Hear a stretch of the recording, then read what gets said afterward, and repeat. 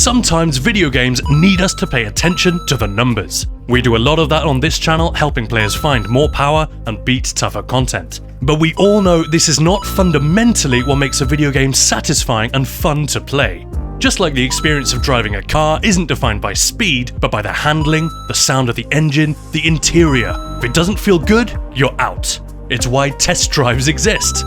User experience in video games is quite similar, and different classes in the same game can feel quite different to play. The rules and basics of the game don't change, but I thought it'd be cool to look at the classes in the Elder Scrolls Online and see how they can alter the user experience. This is Khan, you're watching Ninja Pulls, and this is not gonna be a tier list. Those can be a cool way for a super experienced player to share their insights and make some comparisons, but as a way of recommending a new class to play, they're not great. Too reductive, too clickbaity, and probably out of date before your new character is even ready. For most players, most of the time, the first metric is enjoyment. Min-maxing can be fun, but it's not universal. Look how many players choose Oaken Soul. They know it massively gimps their damage, but they enjoy that chill playstyle. Others don't, and many of the best players I know will leap at the opportunity to play anything other than what's meta, because it's not as much fun for them anymore, and fun is important. If it dries up, the whole player experience is toast. So we're going to test drive all 7 classes, see and hear what makes them different, and hopefully get you interested in trying some of them you haven't tried before. I'll go as fast as I can, so I will have to skip a few things, but I'll cover history and lore, theme, visuals and sound, and the unique features of each class. Start with Dragon Knight. These skillful masters-at-arms use the ancient Akaviri martial arts tradition of battle spirit and wield fearsome magic that pounds, shatters, and physically alters the world around them. Dragon Knights are a new class in ESO. They do not appear in any of the previous games. They're less of a fantasy trope and have a specific place in the lore. They're the remnants of the Akaviri Dragon Guard, bodyguards to the Rayman Emperors until the assassination, which started the Second Era, the Interregnum, and the whole backdrop for the events of ESO. The Dragon Guard were disgraced and disbanded, some went freelance, teaching others how to use their combat techniques of Ardent Flame, Draconic Power, and Earthen Heart, which supposedly involves some form of dragon magic. That's the story. What the in-game description fails to mention is fire. For most players, that's what Dragon Knights are. Out of 18 class abilities, there are only 3 that don't deal some kind of flame damage at base. If you like the idea of being a walking fireball, lighting up your enemies and making the ground molten beneath your feet, this class is going to appeal to you. The Whip is also a pretty unique ability in terms of how it looks and feels, but there's also the other dragon-themed stuff like poison, wings, and talons. Some of these animations and effects are really nice to look at and fun to use. In fact, the Dragon Knight visuals are so pyrotechnic that the animation and sound design can afford to hold back and be a little bit less in your face.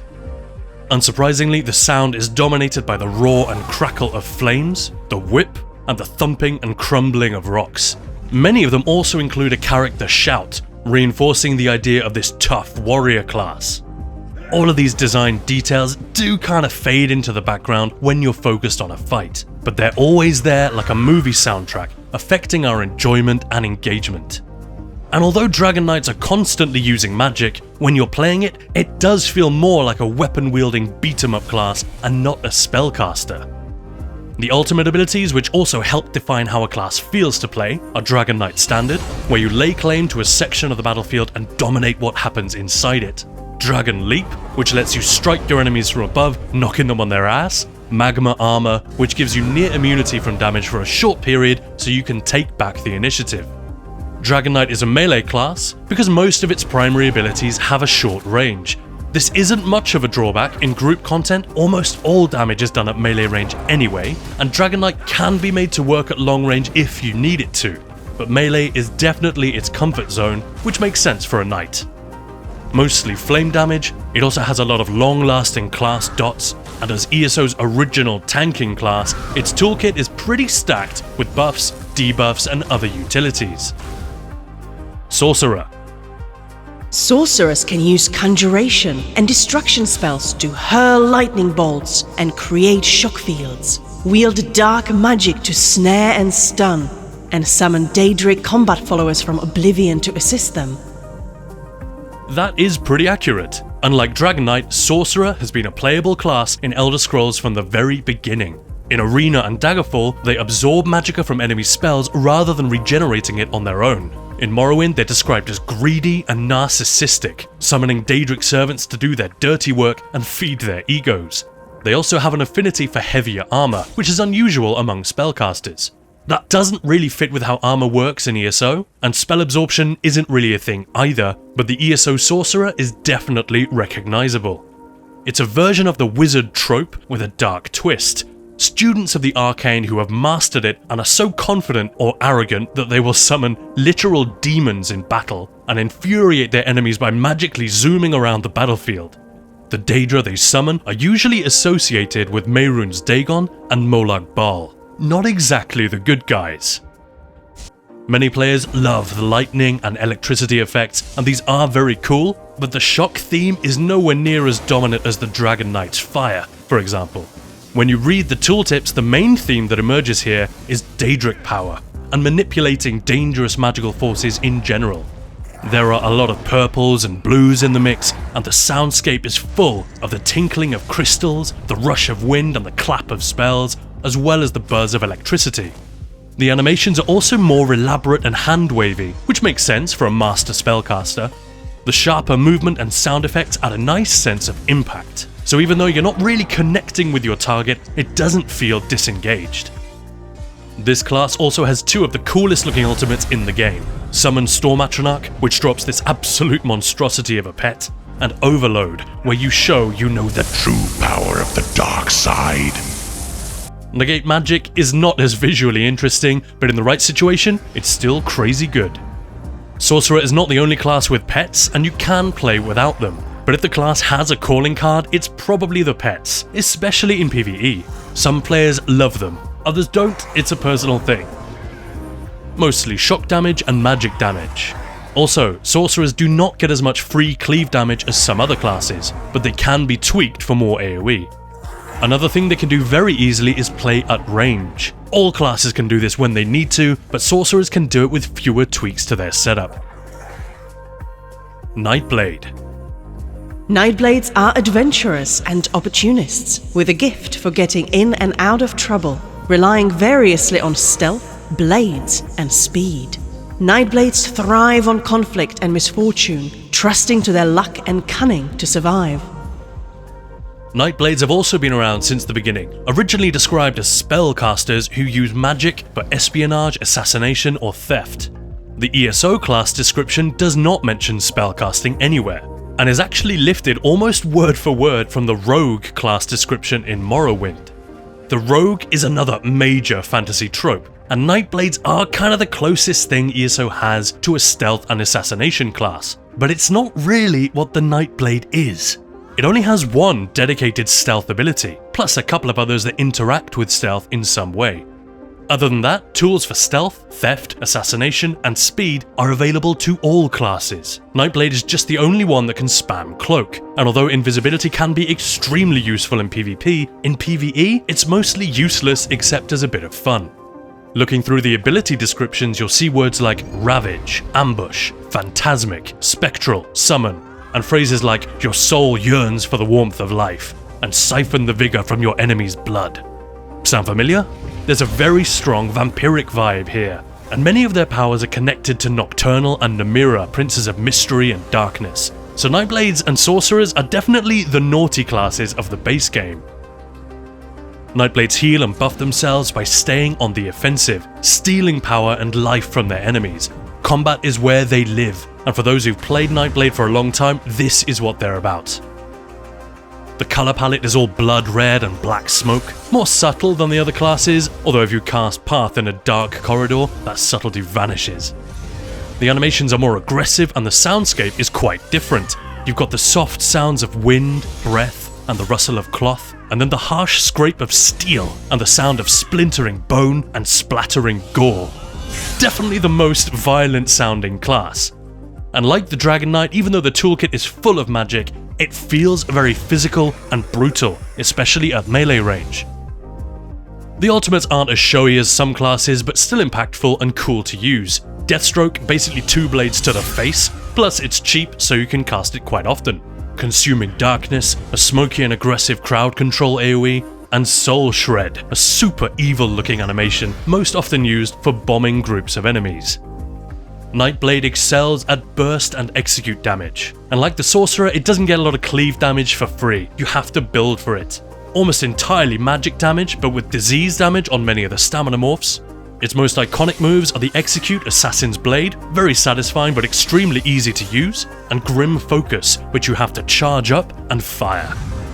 Using all of its tools effectively is a little more complicated than, say, a Sorcerer or an Arcanist, but the vast majority of players will find it easy enough, and one of the most rewarding combat loops once you get used to it. Templar.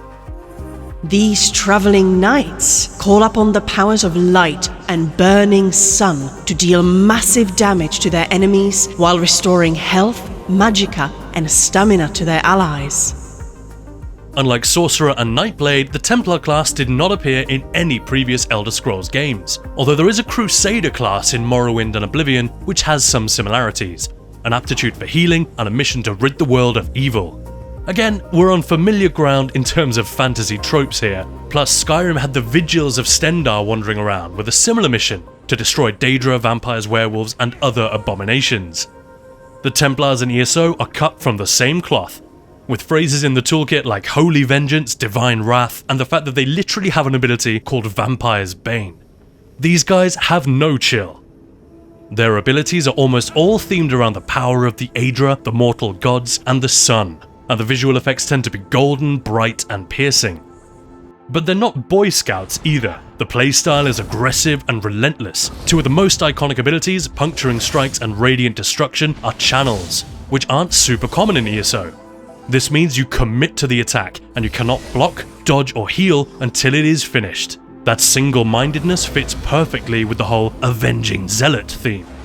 It also creates quite a unique gameplay feel, very engaged and fluid, constantly dealing damage, not waiting for the next cooldown to hit the enemy again. Templar support feels a bit more benevolent, but still, you're not just soothing your allies, you're purifying them. The visuals are very bright and magical, but it kind of mixes the physical violence of the Nightblade with the supernatural tones of the Sorcerer, chucking spears around, stabbing your enemies repeatedly, and shooting beams of fire in their face. And the soundscape is full of the fizz and sputter of weird magic and the sound of burning, not the crackle of Dragon flames, but the thrum of a white-hot blowtorch. Templar is definitely its own thing. This carries over to the ultimates as well. Radial Sweep, like the Nightblade's Deathstroke, a cheap and entertaining offensive move.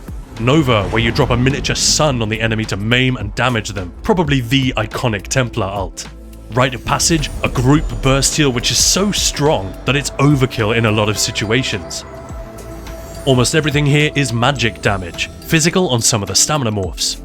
Templar could easily have been left feeling prissy and puritan, but the devs managed to give it some edge, and many players get addicted to the combat loop on a Templar damage dealer, especially the Execute. The aggressive animations, the free splash damage, and the free healing on Magicka Templar are all plus points, and that Execute beam is unique. So long as the bright gold colour palette doesn't bother you, there's a lot of fun to be had here. Warden. Wardens are defenders of the green, master storytellers whose nature tales become magical reality. They wield frost spells against enemies and summon animals to aid them. Warden was the first new class added to ESO post-launch, and is a variation on the Druid archetype, summoning beasts instead of transforming into them. But like the Dragon Knight, the devs felt the need to give them a specific place within the lore, so there's a bit more literature about Wardens, where they come from and what they are. Beyond the obvious connection with Ifri, god of the forest, and with the Bosmer tradition of spinning magical stories, we only really know that they're not especially affiliated with the Wood Elves or followers of the Green Pact. In fact, the animals they conjure, netches, shorks, cliff races, and fetcher flies, are native to Morrowind, not Valenwood, because Warden launched with the Morrowind expansion.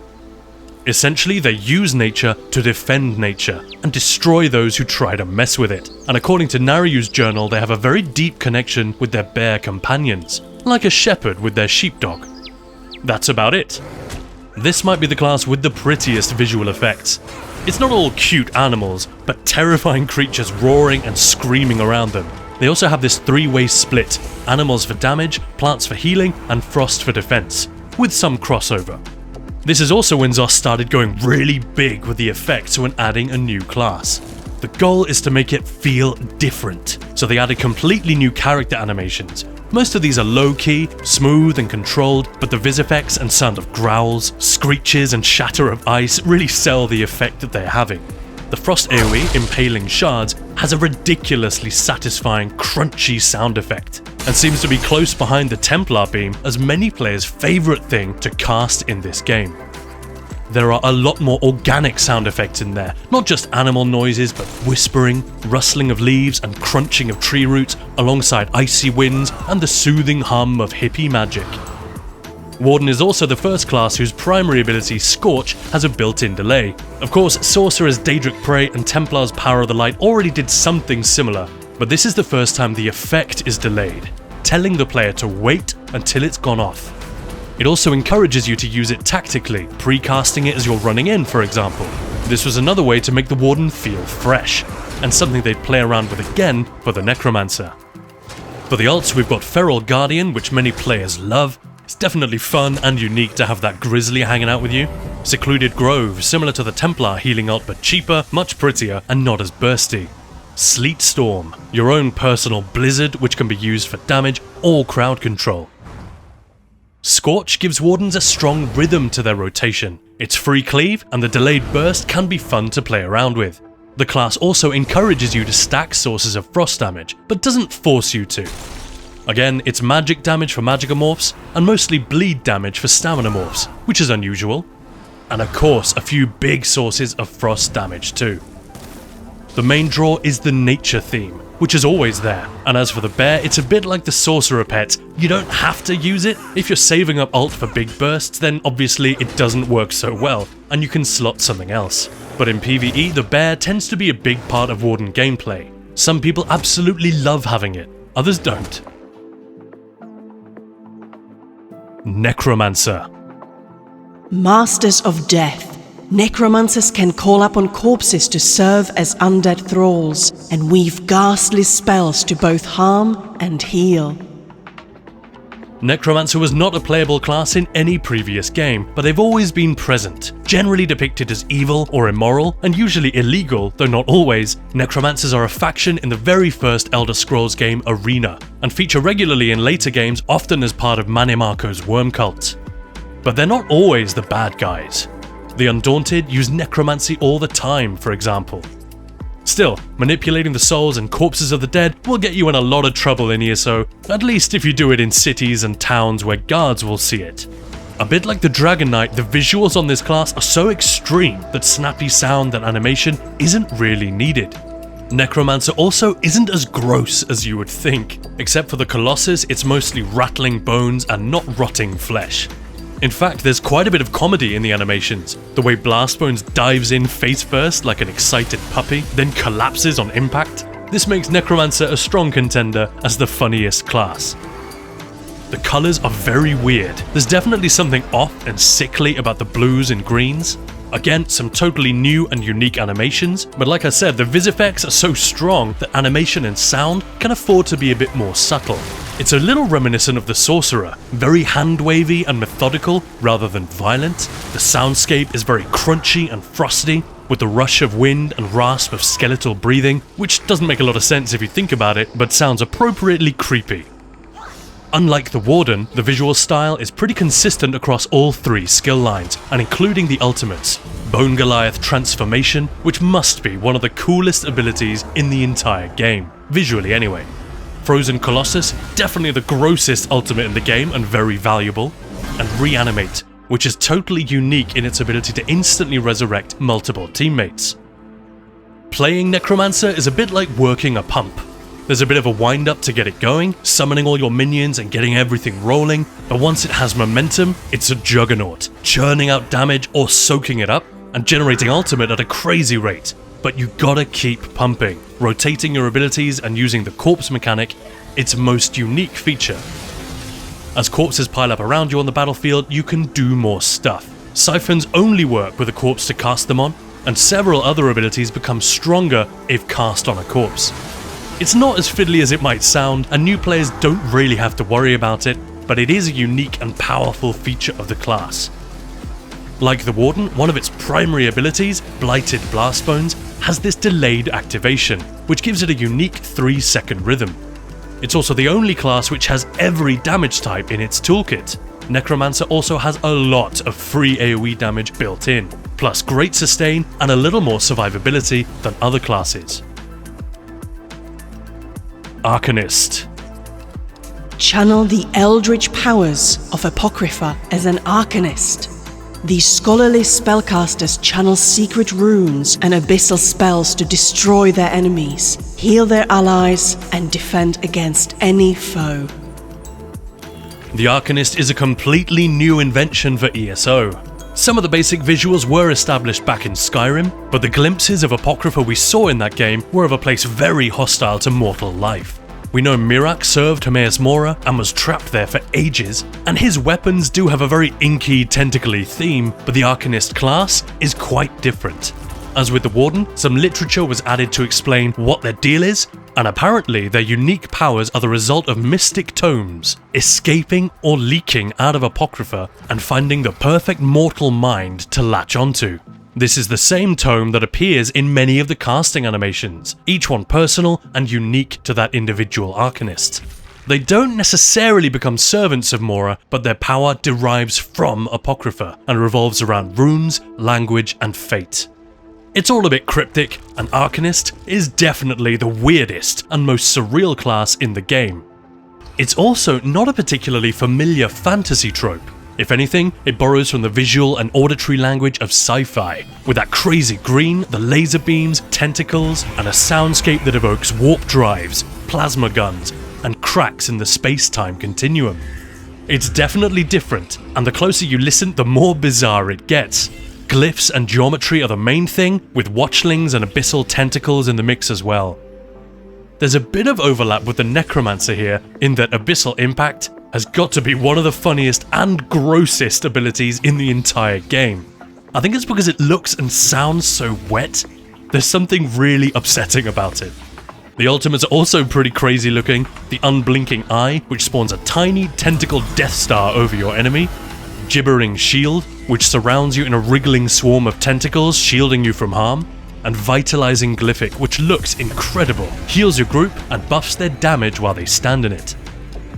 Arcanist has a very different rotation to the other classes, built around channeling the Fate Carver beam as much as possible. This makes it very beginner friendly, with fewer inputs needed per minute, but it also makes the player feel constant feedback as you aim and position the beam while it's rolling. And because the beam has such long range, it's easy to get ridiculous cleave with a well-positioned Arcanist. The devs will keep tuning down the damage, and it's not always an advantage to play this way, but players who love the beam will not care. Others have the opposite reaction, finding that hands-free playstyle much less rewarding. It's mostly magic damage, with a bit of frost and physical damage in the mix too, and there's also the Crux minigame, where the power and duration of your abilities change depending on how many Crux your character has built up. Again, it's pretty easy to understand and engage with, and just adds a bit more dimensionality to the class. That's all 7 classes, summed up in a way that hopefully most players haven't thought about before, and I encourage you to think about this stuff when choosing your next character. There's nothing wrong with focusing on DPS, I do it all the time, but the devs have included a lot of different design choices and feedback loops that will appeal to different people. Everyone I know has a favourite class, so it's silly to ignore this as a factor. I feel like game developers aren't always super keen to discuss UX with their players. Maybe they're a little worried it will sound like, hey, here's the neuropsychology we use to trick you into enjoying our game. But in my experience, gamers just don't think like that. If devs take the time to make gameplay feel more rewarding, then we're not going to complain. To sum up, I'm going to borrow a phrase the devs like to use: power fantasy. Nothing kinky, just a totally innocent way of describing the experience of playing each class.